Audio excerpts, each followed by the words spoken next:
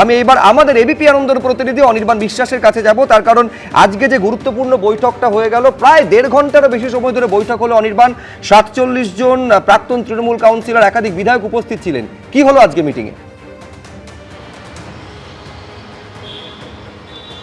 দেখো শুভজিৎ, আজকের মিটিংয়ে বেশ কয়েকটি গুরুত্বপূর্ণ দিক রয়েছে। তার মধ্যে অত্যন্ত যেটা উল্লেখযোগ্য বলতে হয় সেটা হচ্ছে যে 21শে জুলাই পালন নিয়ে কিন্তু আজকের বৈঠকে বার্তা দেওয়া হয়েছে। ইতিমধ্যে কিন্তু এই যে ঋতব্রতপন্থী যে তৃণমূল কংগ্রেস রয়েছে, যারা নিজেদেরকে আসল তৃণমূল বলে দাবি করছে, তাদের তরফ থেকে কিন্তু একটি চিঠি পাঠানো হয়েছে কলকাতা শহরের একাধিক স্থানকে উল্লেখ করে যে তারা 21শে জুলাই পালন করতে চাও। অন্যদিকে কিন্তু তুমি জানো যে কালীঘাটপন্থী তৃণমূল তারাও কিন্তু একটি চিঠি পাঠিয়েছে যে ধর্মতলায় যেখানে ভিক্টোরিয়া হাউস তার সামনে, যেখানে তারা প্রত্যেক বছর এই 21শে জুলাই পালন করে আসে, সেই 21শে জুলাই পালন করতেছে। ফলত 21শে জুলাই নিয়ে একটা বার্তা আজকে কিন্তু ঋতব্রত তৃণমূল কংগ্রেসের তরফ থেকে কিন্তু বার্তা দেওয়া হয়েছে কাউন্সিলরদের। অন্যদিকে যেটা আরেকটা বিষয়, যে কাউন্সিলররা কিন্তু বারে বারে প্রশ্ন তুলছিলেন দলের মধ্যে, ঋতব্রতপন্থীদের দলের মধ্যে কিন্তু প্রশ্ন উঠছিল যে যেভাবে সামাজিকভাবে হেনস্থা হতে হচ্ছে, চোর চোর স্লোগানের সম্মুখীন হতে হচ্ছে, ডিম ছোড়া হচ্ছে, এই সমস্ত বিষয়গুলো নিয়ে বিধানসভার মধ্যে তারা সোচ্চার হন। আজকে তারক সিংহ কিন্তু মিটিং ছেড়ে বেরিয়ে এসে তিনি নিজের কথা বলেছেন যে এই বিষয়গুলো নিয়ে সোচ্চার হওয়ার প্রয়োজন রয়েছে, সেই বার্তা আমরা দিয়েছি। এবং এইটা নিয়েও কিন্তু বলা হয়েছে যে এই বিষয়টা নিয়ে তারা পুলিশের দ্বারস্থ হবেন, কলকাতা পুলিশ কমিশনারের কাছে বিদ্রোহী বিধায়করা তারা নিয়ে যাবেন এই সমস্ত কাউন্সিলরদেরকে, নিয়ে গিয়ে সেখানে বলবেন যাতে এই ধরনের পরিস্থিতির সম্মুখীন কাউন্সিলরদেরকে না হতে হয়। এর পাশাপাশি যেটা সবচেয়ে উল্লেখযোগ্য, আজকে কিন্তু সন্দীপন সাহা তিনি কিন্তু বক্তব্য রাখতে গিয়ে তিনি কিন্তু বলেছেন যে আমরাই আসল তৃণমূল, আমাদের উপরে আস্থা রাখুন। এবং এই আস্থা রাখার কথা তারা কেন বলছেন? কারণ ইতিমধ্যে তুমি জানো যে পরিষদীয় দল, সংসদীয় দল এবং এখন যেটা মনে হচ্ছে যে কলকাতার যেটা বলা হয় ছোট লালবাড়ি, সেই কলকাতার পুরসভার সংগঠন সেটাও কালীঘাটের হাট থেকে কার্যত তৃণমূল কংগ্রেসে এই মুহূর্তে ঋতব্রত শিবিরের দিকে ঝুঁকে গিয়েছে। এর আগে আমরা দেখেছি 22 তারিখের বৈঠক, সেখানে প্রায় 60 থেকে 65 জন তৃণমূল কাউন্সিলর উপস্থিত ছিলেন, প্রাক্তন কাউন্সিলররা। আজকেও কিন্তু প্রায় 47 জন প্রাক্তন কাউন্সিলর উপস্থিত রয়েছেন। এবং বারে বারে কিন্তু আখরুজ্জামান থেকে শুরু করে একেবারে জাভেদ খান, সন্দীপন শাহ প্রত্যেকে কিন্তু এই বার্তা দিয়ে গিয়েছেন যে আমরাই আসল তৃণমূল এবং আমরা যেটা করছি সেটা কিন্তু সবার ভালো স্বার্থে করছি।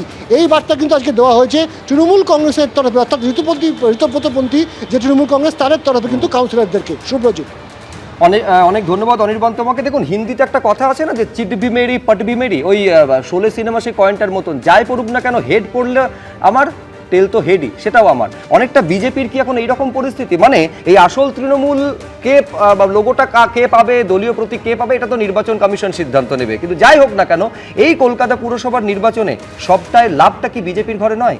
সায়ন্তনদা কি বলে? দেখুন, এগুলো নিয়ে ভাবার সময় নেই। পশ্চিমবঙ্গের মানুষ অনেক গুরুদায়িত্ব দিয়েছেন, বিজেপির সরকার আছে আমাদের কর্মীদের ওপরে। আমি এই প্রথার পাশে বলি, ভাই অনির্বাণ যে বিষয়টা তুললো যে বিজেপি ডিফেন্ড করছে ফিরহাদ হাকিমকে, আমাদের ডিফেন্ড করার কিছু নেই। আমরা অনুব্রত মণ্ডল নই যে বলে দেবো পুলিশকে বল ওই গাঁজা কেস দিয়ে ওই মেয়েটাকে তুলে নিতে। সে অনুব্রত মণ্ডলের ঐতিহাসিক স্টেটমেন্ট, পুলিশকে নির্দেশ দেওয়া, আমরা যেটা টিভির পর্দায় দেখেছি, ঘড়ি দেখিয়ে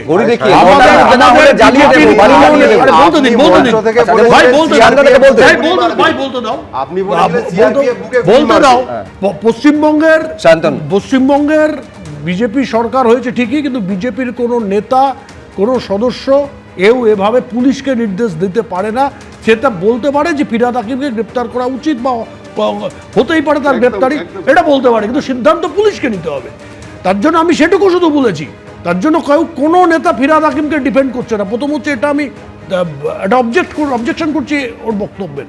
দ্বিতীয়, আপনি যেটা বললেন আমাদের লাভ হচ্ছে, ক্ষতি হচ্ছে, পশ্চিমবঙ্গের মানুষের লাভ হচ্ছে, এটা বোঝা যাচ্ছে যে এমন একটা দল ছিল, জঞ্জাল ছিল, সেটা উঠে যাচ্ছে।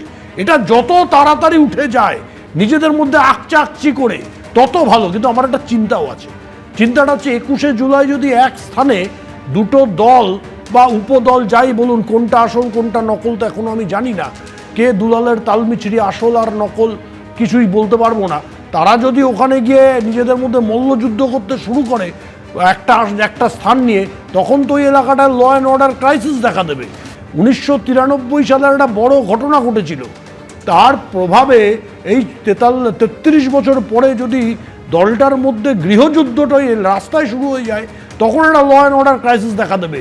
তার জন্য কলকাতা পুলিশকে এখন থেকে সতর্ক থাকতে হবে, যাতে কোনো ল অ্যান্ড অর্ডার ক্রাইসিস ওই দিন ওই জায়গায় তৈরি না হয়। এটা কিন্তু পুলিশকে এখন থেকে দেখতে হবে। তার জন্য বিজেপির লাভ ক্ষতি কিচ্ছু নেই, অনেক বড় কাজ বিজেপির কাছে আছে, পশ্চিমবঙ্গ সরকারের কাছে আছে। শিল্প আনতে হবে, সিন্ডিকেট রাজ ভাঙতে হবে, লুঠেরাদের বিরুদ্ধে ব্যবস্থা নিতে হবে, এবং যে কর্মসংস্কৃতি বাংলায় হারিয়ে গেছে সেই কর্মসংস্কৃতিকে ফিরিয়ে আনতে হবে, এবং পশ্চিমবঙ্গ যে পশ্চিম বাংলাদেশ হওয়ার হাত থেকে বেঁচে গেল তা যাতে আবার কোনোভাবে না হয় সেই ব্যবস্থা করতে হবে। সেটা অনেক বড় চ্যালেঞ্জ। কে তৃণমূল আসল নকল, কারা কি করছে, কে চেয়ারম্যান, কে কি, কে কোথায় গেছে, কে দিল্লিতে গেছে, কে সাংসদ নিচ্ছে, কে বিধায়কদের সঙ্গে বসছে, এ নিয়ে বিজেপির কোনো নেতার কোনো আগ্রহ নেই। We have zero interest in. বেশ, অনেক এটা উত্তরটা দিই, সেটা হচ্ছে তৃণমূল নয় জঞ্জাল দল, বুঝলাম। তা সেই দল থেকে যাদেরকে নিয়ে এক মুখ্যমন্ত্রী বিভিন্ন মন্ত্রী বানিয়েছেন তারা কি জঞ্জাল নয়? আর যারা এনসিপিআই নামক এক আজব চিড়িয়ার অংশ হয়ে ভূপেন্দ্র যাদব, অমিত শাহ এদের সঙ্গে মিটিং করছেন, তারাও তো সেই আপনার ভাষায় জঞ্জাল পার্টি থেকে যাওয়া লোকজন। তাহলে সেই কোটানকোট জঞ্জালদের নিয়ে আপনাদের সর্বোচ্চ নেতারা এত মগ্ন কেন? তাদেরকে নিয়ে এত মিটিং করছেন কেন? তারা যখন বলছেন আমরা এখন মোদিজির দেখানো পথে হাঁটবো, আমরা এনডিএকে সমর্থন করব, তারা যদি এতই খারাপ হবে আউটরাইট রিজেক্ট করলেন না কেন? তাদেরকে তো আপনারাই কোলে করে নিয়ে গিয়ে বসে মিটিং করিয়ে পুরোটা সেটিং করিয়ে তারপর বলছেন না এবার আমরা সমর্থন করব। আপনারা চাইলে আপনারাও করুন না, মোদিজির দেখানো রাস্তায় একদম হাঁটুন না, আমরা কেন একদম রিজেক্ট করব করবো না। আপনি এখানে বসে আজকে ঘোষণা করুন রাজনৈতিক যে আমি আজ থেকে মোদিজির দেখানো রাস্তায় হাঁটবো।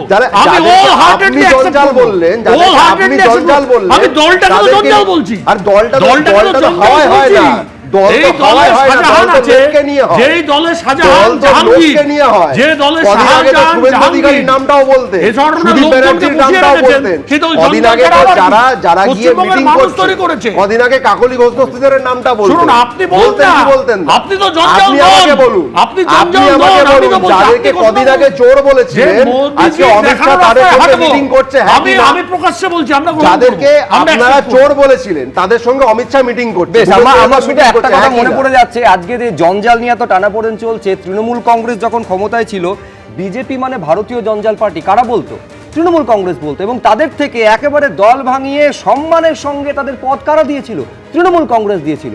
তখন মনে হয়নি? প্রশ্নটা হচ্ছে, আমি আবার বলছি, কোন সময় বলছেন, কোন কাজ করছেন, কোন দৃষ্টিভঙ্গিতে এবং কোন রাজনৈতিক উদ্দেশ্যে, টাইমিংটা বড় ফ্যাক্টর হয়ে যায়। আমরা তো প্রথমেই চাইবো আমাদের ভিক্টোরিয়া হাউস, যেটা বরাবরই আমরা করে থাকি, সেখানেই তো আমরা প্রথমে চাইবো প্রশাসন কতটা আমাদের দেবে কি দেবে না তাদের ব্যাপার। বরাবরই যেহেতু আমরা ভিক্টোরিয়া হাউসের সামনে তৃণমূল কংগ্রেসের যে আমরা শহীদ স্মরণ করি 21শে জুলাই, আমরা সেটাই প্রথম আমরা প্রশাসনের কাছে আবেদন করব। তারপরে প্রশাসন না দিলে আমাদের যারা কালেকটিভ টিম লিডার যারা আছেন, আমরা আপাতত সকলে বসে সিদ্ধান্ত নিয়েছি যে আমাদের ঐতিহ্যবাহী 21শে জুলাই আমরা ভিক্টোরিয়া হলের সামনেই করব।